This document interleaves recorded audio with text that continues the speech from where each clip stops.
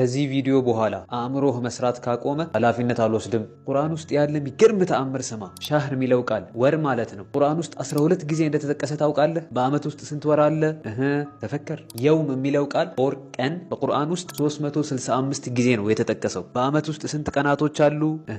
ሲቦ ማልሂምታ ናሮሊ ዲስ አልሐያት ወልመውት ህይወትና ሞት ሁለቱም በቁርአን ውስጥ 145 ጊዜ ተጠቅሰዋል። መላኢካና ሸይጣን 88 ጊዜ ተጠቅሰዋል። ጀነትና እሳት ሁለቱም 77 ጊዜ ተጠቅሰዋል። ወደሄል ራሴ ያወሩ ራሴ ይግርምኛል። ገና ምን ሰምተህ? ባህር በቁርአን ውስጥ 32 ጊዜ ሲጠቀስ አልአርድ የሚለው ቃል ኦር ምድር 13 ጊዜ ተጠቅሰዋል። ዝም ብለህ አዳምጥ። 13 ሲደመር 32 45 ነው የሚሆነው። ይሄን ያዝልኝ። ጂኦግራፊ ላይ የግሎብ 71% ውሃ ሲሆን 29%ቱ ደግሞ ምድር እንደሆነች ነው የተማርከው። ባህር በቁርአን ውስጥ 32 ጊዜ ነው የተጠቀሰው። ምድር 13 አንድ ላይ 45 32 ማለት የ45 71% ነው። 13 ደግሞ የ45 29% ነው። ዋት 600 ፔጅ ያለው ከ70 ሺህ ቃላት በላይ የያዘ ትልቅ መጽሐፍ እንዴት በዚህ ልክ አደረጃጀት ሊኖረው ይችላል?